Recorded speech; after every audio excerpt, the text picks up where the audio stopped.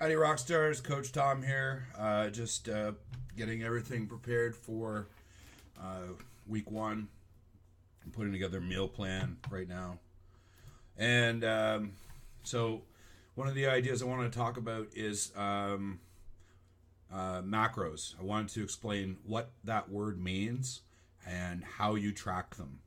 So, what macros means is it's short for macronutrients.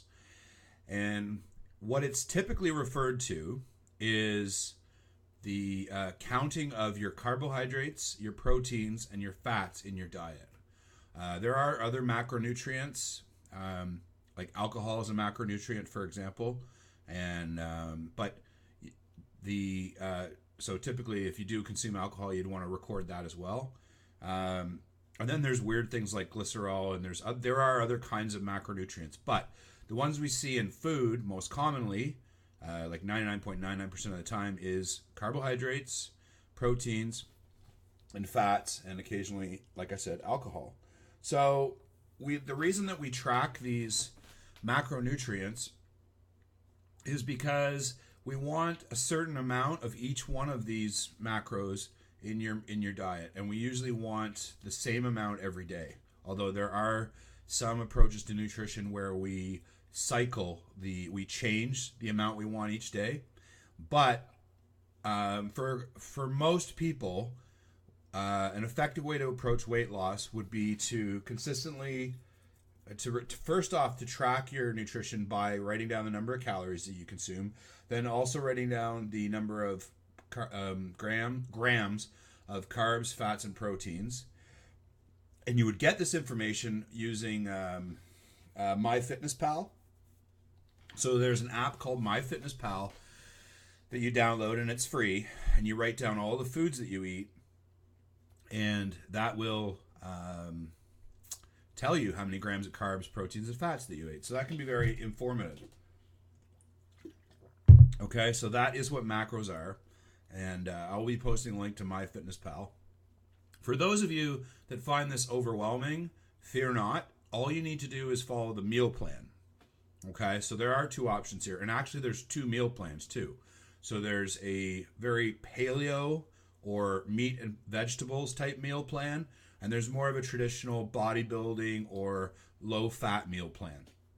So both options are available. And that's just because people have a lot of different taste preferences. Now, my personal opinion is that the paleo meal plan will be more effective, and that for best results, you should try to follow the paleo meal plan, but also start getting in the habit of tracking your daily intake of calories and macros. So if you want the best results possible, and a good example, we have one girl on the last Rockstar Cereal. She's 1 month in, she's already lost 20 pounds. So it's very effective. She lost 18 pounds in 4 weeks. So it is very effective.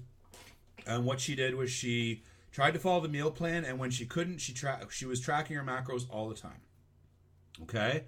So in order to track your macros, all you need to do is measure your food, measure the amount of food using a scale. You need to, basically you need to prepare your food in advance. So you want to have 2 days per week where you sit down and you prepare 3 days worth of food and measure it out. And then you enter it into your app, or you can even enter it in advance on the computer, which I find faster because you should have what you're going to eat planned out already. And if you do that, you'll experience great results. So that's one way, just to go in full tilt and start trying to do all of those things. Some people really enjoy that.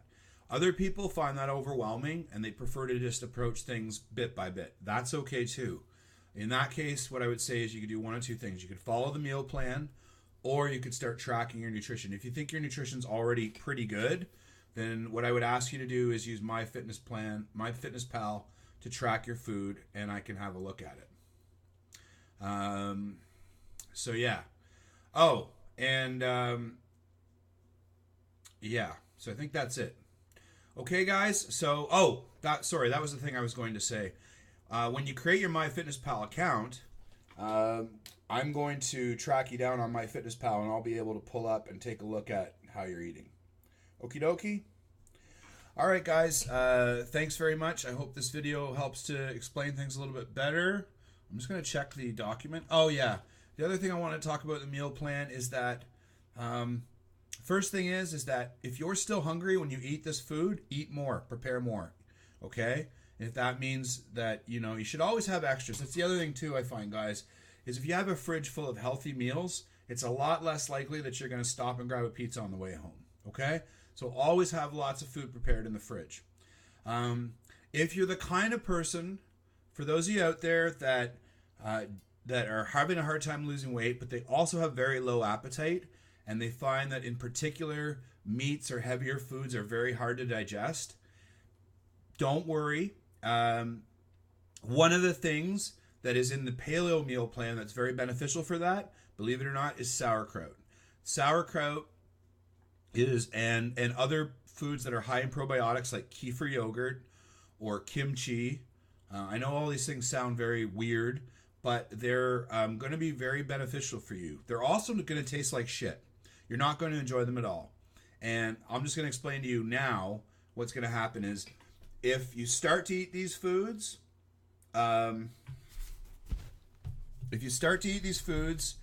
what's happening is they are not fueling you at all. They are fueling the bacteria in your stomach and in your digestive system. Okay? So, what that means is that the bacteria in your digestive system can either be harmful and can interfere with your ability to lose weight, or it can be helpful and it can make you get leaner. Now, the lady that I just mentioned and a bunch of others that I just mentioned, when we first started the last cereal, was very vocal that she did not enjoy sauerkraut one bit, and but she was very determined to keep adding a little bit more in. And sure enough, it had a huge impact on the results she got, because the bacteria in your stomach is what's going to literally break down all the food for you and process it. And if it does so effectively, you'll be able to digest foods that are higher in proteins and higher in healthy fats and lower in processed carbs. If you don't have the right kind of bacteria in your stomach, then instead you're going to crave processed foods. The reason you're going to crave processed foods is because the bacteria in your stomach that's literally connected up through your vagus nerve into your brain and to your tongue, and it's literally telling you what you like to eat. It's telling you to eat the wrong things. So before we can really effectively change the foods you're eating, we need to change the bacteria that's telling you what kind of foods you like. In order to do that, that's why I'm asking you to eat the sauerkraut. So I know and the kefir. So I know it sounds a little bit gross, and that sauerkraut also needs to be non-pasteurized. It needs to be stuff that needs to be refrigerated, not canned. Okay, because that has the actual active live bacteria in it. Okay, so just some information there, guys. How to track your macros. Why the different approaches you can take on the nutrition, and finally using probiotics to increase your ability to eat the foods that will make you lean. Okay, so thanks very much. Hope that helps. Please drop me a line if you have any questions.